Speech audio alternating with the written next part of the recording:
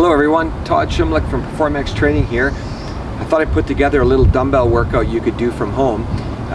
Included in this video you'll see some instructions regarding weight selection based on body weight and gender, but again it's a basic rule of thumb, so don't concern yourself too much if it's a little less or more, including your repetitions that I'm going to recommend. Either way you can make it work, so work with whatever dumbbells you have. But we're going to check a few boxes in this workout. Not only are we going to do some strength work, obviously, but we're also going to do a little conditioning, meaning we're going to be moving back and forth between exercise groups, trying to, minimize the amount of resting or standing around. So your heart rate's going to come up, your breathing, at the same time some mobility work and also some stability. Now, when I say stability, it's not something that just comes, you have to apply it. So make that effort to work on the stability of your body, your posture, your position, and maybe we'll even come back from this odd time right now away from the bike or maybe lacking some seat time, and use this time to develop that in your riding. And I'll try and demonstrate the best I can. I don't have a rotator cuff on my left side, a bit of a bad knee, but enough with the excuses. I'll still do my best. It doesn't deter me from not doing these exercises. So hopefully you can use and put to good use and enjoy. Now, before we begin this workout, we want to do a warm-up. You'll notice in the warm-up I've broken into two segments, segment 1 and segment 2. Segment 1 is more focused on lower body. So what we want to start with is our feet together, knees together, squats. When you do these squats, you'll be warming up, so increase your range of motion, your depth, as you move along, getting deeper and deeper into your range of motion. Focus not only on your ankles, knees, and hips bending, but also the position of your upper body, shoulders down and back, chin down, so that you're not lifting your chin when you're doing your squats. I'll show you from the side. So,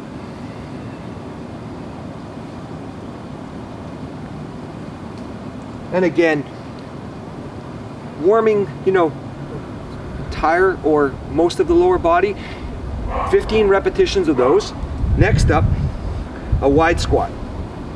So feet out, turned out slightly, and what you want to do here is move up and down, same thing.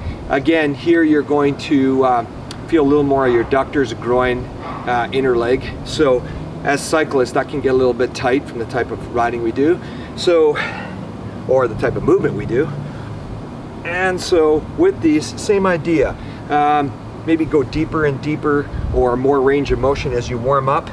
Feel that stretch in the beginning. And again, maybe like 15 repetitions. Once we've done that, let's go to a third movement for the segment 1 or lower body, a split squat. So standing upright, shoulders down and back, moving in a vertical plane only. So bending both knees equally, equal weight on both legs. You're going to feel it more in the back leg, mostly because this is our powerhouse leg, not only in our cycling, but in the way we're built. So, focus on that. You will feel, that quad more. That's normal. So, 15 repetitions on left and right side. Once you've completed those 3, I suggest you repeat it twice, and that would be a completion to your segment 1 or lower body warm-up. Now that we've completed segment 1 of the warm-up, which focuses more on lower body, let's move to segment 2, which is more focused on the upper body. I suggest you start with push-ups off your knees. It's a little easier version for those with a bit of shoulder or wrist stuff going on, and giving you a chance to warm up a bit. Once you've completed off the knees 15 repetitions, let's move to a more traditional push-up, albeit I suggest you stagger your arms off your feet. I suggest 10 repetitions on one side and then staggering your hands once again. 10 repetitions off the other side. That version is a little bit more demanding on your shoulders and your wrists, and just a little bit more of a warm-up in my in my opinion. So once you've done push-ups, let's move into back row. Now, grab the dumbbells you have. You may not have a lighter set, you might only have the one set of dumbbells. That's okay, you can make it work. Grab your dumbbells, get into a bent over position, back nice and aligned, and back rows. I would suggest 15 repetitions of back rows. I would complete that group, push up off the knees, push up off the feet, hands staggered for 10 on each side, back rows for 15, repeat that for 2 sets, and that would complete or finish segment 2 of the warm-up focused on upper body. Then we can move into the workout. Now that we've finished the warm-up, let's begin the workout. So you'll notice in this instructions included in this, there's a group 1A and B, group 2A and B, and group 3A and B. So what we're going to do here is we're going to go back and forth between the A and B exercises with as little or no rest as possible, at least within 30 seconds. And there's the conditioning part, because we're going to keep moving back and forth doing a set of each exercises times 3 total sets as I've recommended in the instructions. So first up, 1A, the clean press. Again, this is a little different version. It's the PerformX version for those who've done, you know, cleans or various exercises with powerlifting, Olympic lifting, and CrossFit style training. This one's a little more focused, I believe, for the mountain bike and the, you know, moto handlebar sports. So first of all, we're going to hip hinge or start much like a deadlift, or you saw me in the back row in the warm-up. From here, and then press. So clean press. Let me show you from the side.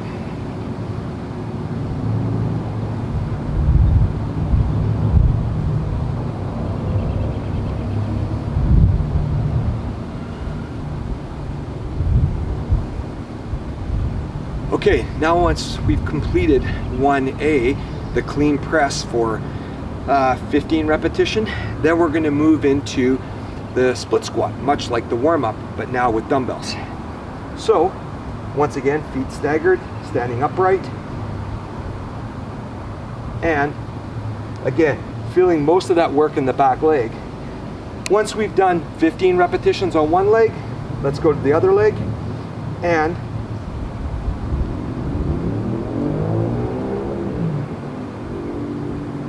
again, upper body or torso is going to move only, or as much as possible, focused on a vertical movement. No forward movement, or limited.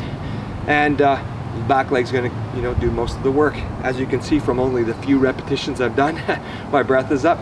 So once again, once you've completed the split squat, you would now move right back into the clean press once again, and then back to the split squat for a second set. After that, back to the clean press for another set, and then once again to the split squat. That would be a 3 total set circuit, and following, we would now start 2A and 2B. So let me show you those exercises next. Okay, now that we've completed 1A and 1B for 3 sets, let's move on to 2A and 2B. First up in 2A is the push-up row.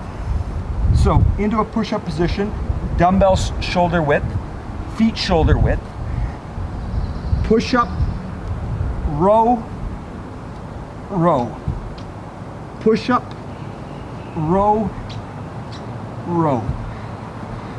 I would target 10 repetitions of those. Once you've completed the push-up row, again, minimal or no rest, we're going to move into 2B, the single leg deadlift.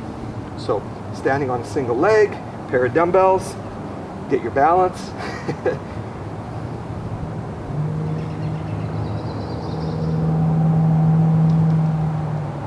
You're going to feel that obviously through the hamstring and through your hip a bit, and focus on that hip hinge.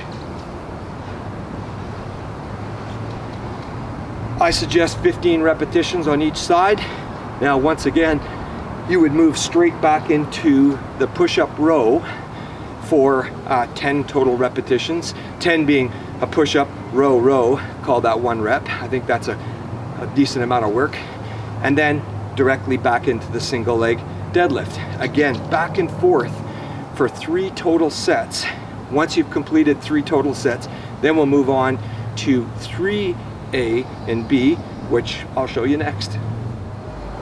Okay, now that we've completed 2A and 2B back and forth for 3 sets, it's time to move on to 3A and 3B.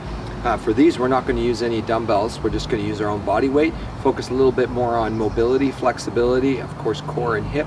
So let me get started. 3A is the alternating toe touch, just like it sounds. Arms extended.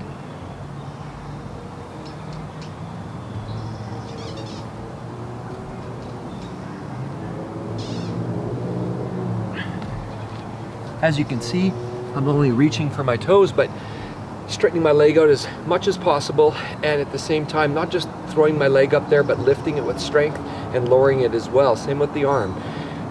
Once we've completed 15 repetitions or so on the left and right side, again, I say so because do your best to perform the right number of repetitions for yourself. Then we're going to move on to 3B. 3B is going to be the alternating arm and leg raise. I'll do my best with my bad shoulder. You'll notice there's a bit of a struggle there. I couldn't even hold myself up a couple of years ago on one arm, but it's still improving. So here we go. We're going to go into a plank position. Here we go. Position like this. Get strong.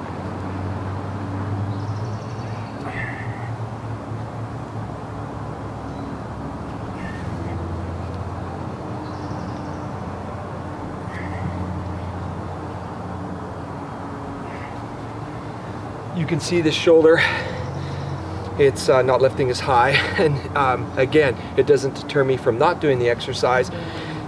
With a few more sets and a few more reps, I would have the confidence to lift a little bit higher. So I would complete 3A, alternating toe touch, 3B, the alternating arm and leg raise, back and forth for 3 sets. Again, approximately 15 repetitions on both of those exercises, or the best you can do once completing 3 sets. That concludes this workout, and hopefully you can make the most of it during this time we're off the bike and or less riding, and use it to come back to the bike even stronger and come back to the bike enthusiastic as well. So hopefully we can do more of these workouts in the future, and do a little bit more with dumbbells and some kettlebell and resistance bands in the future as well. Otherwise, enjoy this one, follow the instructions included.